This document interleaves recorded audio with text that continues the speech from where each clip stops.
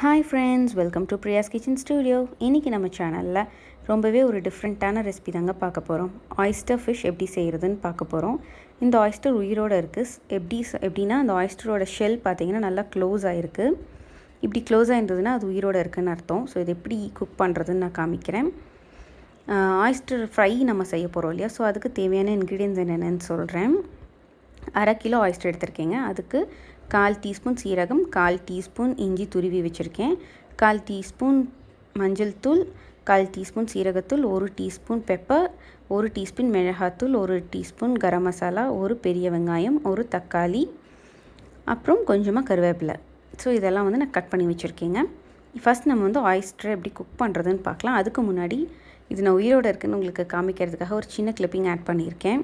பார்த்திங்கன்னா அந்த ஆயிஸ்டர் அந்த கார்னரில் இருக்க ஆயிஸ்டர்லாம் பார்த்திங்கன்னா அப்படியே ஓப்பன் ஆகிட்டு க்ளோஸ் ஆகுது, அது மூச்சு விடுறதுக்காக. ஸோ அது ஆயிஸ்டர் பற்றி தெரியாதவங்க அதை பார்க்கலாம் அப்படிங்கிறதுக்காக இந்த கிளிப்பிங் ஆட் பண்ணியிருக்கேங்க. அந்த அழகாக அது அப்படியே ஓப்பன் பண்ணிவிட்டு அது க்ளோஸ் ஆகுது, பார்க்குறக்கே ரொம்ப நல்லா இருந்தது. ஸோ அதனால தான் இந்த கிளிப்பிங் ஆட் பண்ணேன். இப்போ இது எப்படி குக் பண்ணுறதுன்னு நம்ம பார்க்கலாம். இப்போ இந்த தண்ணியிலேருந்து நம்ம அதை எடுத்து வெளியே வச்சுருக்கேங்க. இதை நல்லா தண்ணியை கொதிக்கிற தண்ணியில் இந்த ஆயிஸ்டரை நம்ம ஆட் பண்ண போகிறோம். இப்போ தண்ணி நல்லா கொதிச்சிட்ருக்கு. இதில் நம்ம ஆயிஸ்டர் போட்டு ஒரு 5 to 10 minutes இது நல்லா குக் பண்ணலாம். ஓவர் குக் பண்ணிங்கன்னா ரப்பர் மாதிரி ஆகிடும்.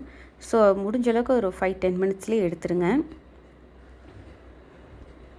இப்போ நம்ம எல்லா ஆயிஸ்டரும் ஆட் பண்ணியாச்சு. இப்போ தண்ணி நல்லா கொதித்து அந்த ஷெல்லெல்லாம் ஓப்பன் ஆகி வரும். பாருங்கள், தண்ணி நல்லா கொதிச்சிருச்சு. இப்போ ஆயிஸ்டர் எடுத்து பார்த்தீங்க அப்படின்னா ஷெல் நல்லா ஓப்பன் ஆகி உள்ளே இருக்க ஃபிஷ் குக் ஆகிருக்கு.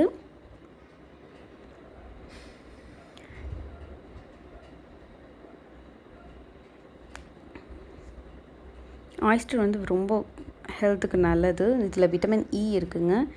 ஸோ இதை நீங்கள் ப்ராப்பராக குக் பண்ணி சாப்பிட்டிங்கன்னா சூப்பராக இருக்கும் அண்ட் உடம்புக்கும் ரொம்ப நல்லது. இப்போ இந்த ஷெல்லிருந்து ஆயிஸ்டரெல்லாம் வெளியே எடுத்து வச்சுருக்கீங்க. அவ்வளோதான். இது வேணும்னா நீங்கள் குட்டி குட்டியாக கட் பண்ணிக்கலாம். ஆனால் இது இப்படி நீங்கள் முழுசாக போட்டு செய்யும்போது இது ரொம்பவே நல்லாயிருக்கும். ஸோ இப்போ ஒரு பேனில் ஆயில் ஊற்றி வச்சுருக்கீங்க. இதில் நம்ம எடுத்து வச்சுருக்க சீரகம் ஆட் பண்ணிக்கலாம். 1/4 டீஸ்பூன் சீரகம். இது பொரிஞ்ச உடனே நம்ம துருவி வச்சுருக்க ஒரு 1/4 டீஸ்பூன் இஞ்சி, அதையும் நம்ம ஆட் பண்ணிக்கலாங்க. இஞ்சி அந்த ஆயிலில் நல்லா பொரிஞ்சிரும். அது அந்த ஆயிஸ்டருக்கு ஒரு நல்ல ஃப்ளேவர் கொடுக்குங்க. இப்போது கட் பண்ணி வச்சுருக்க ஒரு பெரிய வெங்காயம் ஆட் பண்ணிக்கலாம்.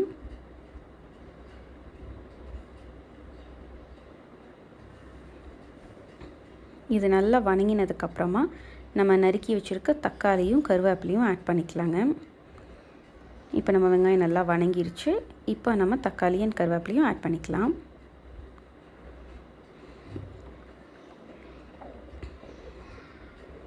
இப்போ நம்ம தக்காளி ரொம்ப வணங்கணுன்ற அவசியம் இல்லை. ஓரளவுக்கு வணங்கினதுக்கப்புறம் நம்ம எடுத்து வச்சுருக்க தூளெல்லாம் ஆட் பண்ணிக்கலாங்க. பெப்பர், மஞ்சள் தூள், சீரகத்தூள், கரம் மசாலா, மிளகாத்தூள் எல்லாத்தையும் ஆட் பண்ணிக்கலாம். இப்போ நம்ம கொஞ்சமாக அதில் தண்ணி ஆட் பண்ணினோன்னா அந்த தூளோட வாசனையெல்லாம் நல்லா சீக்கிரமாக போயிட்டு எல்லாமே நல்லா குக்காகி ஒவ்வொன்றா வெந்து வரும். அதுக்காக நம்ம கொஞ்சமாக ஒரு 1/2 கிளாஸ் தண்ணி ஆட் பண்ணிக்கோங்க.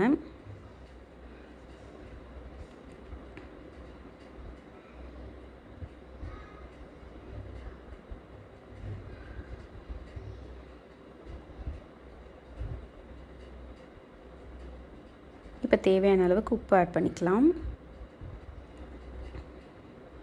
இப்போ இது நல்லா கலந்ததுக்கப்புறமா நம்ம ஆயிஸ்டர் ஆட் பண்ணிக்கலாங்க. இதை நான் ஷெல்லில் வச்சு சர்வ் பண்ண போகிறேன். அதனால இது முழுசாக இருந்தால் ரொம்ப நல்லாயிருக்கும் பார்க்குறதுக்கும் சாப்பிட்றதுக்கும். உங்கள்கிட்ட உங்களுக்கு குட்டி குட்டியான ஆயிஸ்டர் கிடைச்சா கூட நீங்கள் அதையும் யூஸ் பண்ணலாம். அதுவும் ரொம்பவே நல்லாயிருக்கும். ஸோ இந்த வீடியோ உங்களுக்கு பிடிச்சிருக்கும்னு நினைக்கிறேன். அவ்வளோதான், நம்ம ஆயிஸ்டர் சூப்பராக ரெடி ஆகிடுச்சுங்க. இந்த வீடியோ உங்களுக்கு பிடிச்சிருந்ததுன்னா மறக்காமல் உங்கள் ஃப்ரெண்ட்ஸ் கூட ஷேர் பண்ணிக்கோங்க. அண்ட் நம்ம சேனலை சப்ஸ்கிரைப் பண்ணாதவங்க சப்ஸ்கிரைப் பண்ணிடுங்க. Thank you.